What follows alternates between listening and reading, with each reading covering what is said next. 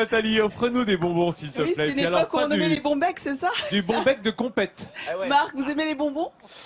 Hélas, oui. C'est vrai. Ouais. Vous savez, je vais vous présenter une artiste qui, elle, en a été privée, comme je le disais tout à l'heure, toute son enfance. Non mais pire que ça, sa mère l'a emmenée chez le dentiste voir les dents carriées pour l'en dissuader. Et de cette frustration sont nées des œuvres d'art. Elle est installée ici à Valoris, son atelier est ici. Et donc elle a dû mettre au point une technique pour réussir à froisser la matière comme une véritable papillote. Et aujourd'hui, ces sculptures, eh bien, elles se vendent dans le monde entier.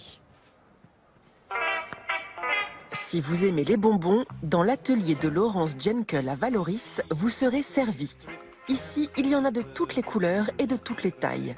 Mais attention, ils se croquent avec les yeux, car ces bonbons multicolores sont en fait des œuvres d'art connues dans le monde entier. Au démarrage, personne n'y croyait. J'étais réellement la seule à y croire et je suis très heureuse de n'avoir écouté personne parce que il y a plein de gens qui m'ont dit « Surtout, ne fais jamais ça, c'est n'importe quoi, ça ne va absolument pas fonctionner. » Mais j'avais trop envie et trop besoin de m'exprimer et de faire ce que j'ai envie de faire. Les bonbons, un péché mignon devenu une marque de fabrique. Pourtant, le destin n'était pas tout tracé pour cet autodidacte. Ces sculptures en forme de friandises ont aujourd'hui un goût d'enfance et de revanche. Je n'avais absolument pas le droit de manger des bonbons. Et donc, les rares fois, c'était toujours en cachette, chez mes grands-parents, chez des copines. Il fallait surtout pas le dire. C'était top secret. Donc, l'idée de la frustration a fait que ça a généré donc une œuvre bonbon. Ce qui peut être intéressant, c'est de pouvoir venir travailler avec... La gourmandise a désormais la cote.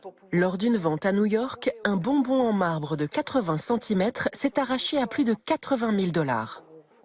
Et c'est ici, à Valoris, que l'artiste crée ses œuvres, entouré d'une équipe fidèle qui participe au processus créatif. La dernière fois, ils ont une technicité souvent que je n'ai pas. Donc, il y a des choses que j'ai envie de faire et ben non, c'est pas possible. Donc, techniquement, c'est difficile. voilà, techniquement, c'est pas toujours facile. Donc, on en parle, on essaie de trouver... et c'est aussi comme ça qu'on évolue et que ça donne aussi envie de faire autre chose, autrement. Que les œuvres soient en bronze, en plexiglas ou en marbre, elles ont toute une particularité, cette torsion. C'est la marque de fabrique de l'artiste. Et vous allez voir que pour la réaliser, ce n'est pas de tout repos. Après avoir chauffé la matière, c'est une course contre la montre qui débute. Tourne. Voilà. Bien centré.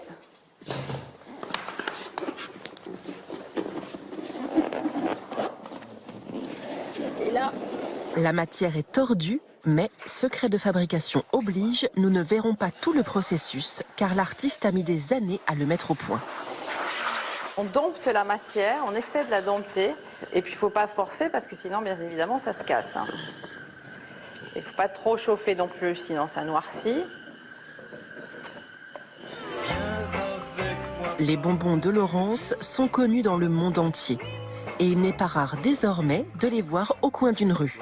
L'occasion de pouvoir les admirer sans se priver.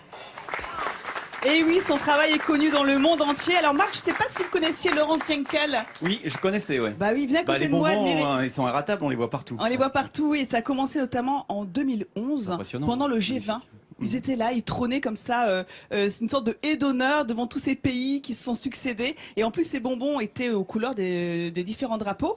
Alors celui-là, il est juste magnifique. Il est en irisé radiant. Il est irisé, il est magnifique. Il est beau, hein. Alors il faut l'imaginer avec la lumière. Et Laurence m'a expliqué que pour chauffer cette matière, comme on l'a vu dans le reportage, c'est pas évident du tout. Donc pour réussir un bonbon, elle en loupe au moins 5 avec cette matière-là. Non mais c'est sympa parce que ça, on peut l'accrocher au plafond et faire boule à tango. Le samedi soir dans les bars. Non, c'est très très beau. Oh, c'est magnifique. Et là, vous avez une autre version. Alors, j'aime bien parce qu'elle peint son travail, après elle retourne sa papillote. Alors, ce fameux wrapping, ce fameux twist, hein, qui est vraiment sa marque de fabrique, ben, il a fallu une bonne année à mettre au point ces techniques. C'est solide la papillote, parce que moi d'ici, ça donne l'impression. C'est pas une papillote, c'est des bonbons, monsieur Vincent. Tu sais, c'est marrant parce qu'on a envie de l'ouvrir, on a envie de voir ce qu'il y a à l'intérieur. C'est vraiment bien réussi.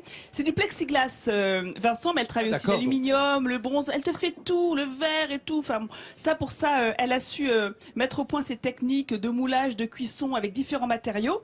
Alors, ça n'est pas qu'un symbole de friandise, de douceur. Avec ces fameuses torsions, elle va aussi représenter la résistance. Par exemple, tout récemment, elle a fabriqué une poubelle qui a été également twistée. Ça, c'est gênant. Regardez cette poubelle. Elle a été inaugurée tout récemment, il y a 2 jours, par le prince Albert de Monaco, qui est très sensible à l'environnement. Donc, elle a été torsionnée sur le milieu. Et donc, au-delà du travail artistique, eh bien, Laurence souhaite aussi sensibiliser au gaspillage alimentaire, au recyclage, mettre en avant le zéro déchet, ainsi que toutes ces problématiques d'actualité. Celle-ci, vous allez bientôt la voir chez vous, à Monaco, Oui, Marc. Je sais.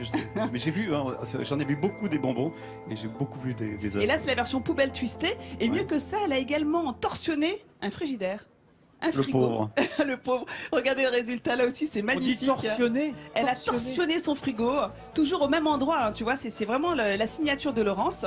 Et elle a réussi ce tour de force de magnifier un objet utilitaire en œuvre d'art. Et là encore, c'est une belle performance artistique. Et c'est une nouvelle façon d'alerter sur la faim dans le monde. Donc pour cela, l'idée, c'est de serrer la ceinture à un objet que l'on connaît tous et qui fut pendant longtemps un symbole de réussite sociale. Donc la démarche, elle est artistique, mais elle est également intellectuelle. Et Laurence, d'ailleurs, elle est avec nous en plateau. On lui fait un petit coucou. Merci beaucoup d'être venue. Bonjour Laurence. Attendez, Laurence, je vous donne un bonbon. Je voudrais abréger vos souffrances. Mais justement, c'est grâce à ces souffrances qu'on a toutes ces merveilles. Et juste pour finir, prochain événement très important à partir de novembre 2017. Je vous laisse nous dire où. À New York. Exposition sur Times Square et Broadway pendant 1 an. Un endroit où passent chaque année 80 millions de personnes. Encore un bravo, Laurent, vous êtes notre Nathalie. porte-drapeau. Oui, Excuse-moi, je voulais quand même poser une question. Ici, c'est quand même la patrie, on va le découvrir, de la céramique et de la terre cuite, Valoris. Est-ce qu'il y a des bonbons en terre cuite aussi? Oui, absolument. Je t'ai dit qu'elle maîtrisait toutes les matières. Et voilà, toutes les matières. Et pour ceux qui souhaitent en savoir davantage, on mettra tout sur france3.fr. Encore un grand bravo, Laurence. Et puis en plexiglas, c'est bon pour les dents. Les bonbons comme ça. C'est ça la différence. Vincent, avec le Vincent, toutes les matières, et c'est laquelle qu'elle préfère? La ouate, bien sûr, le bonbon. Voilà, Ah bah voilà, ça c'est le top 50, c'est en toi, tu n'y peux rien.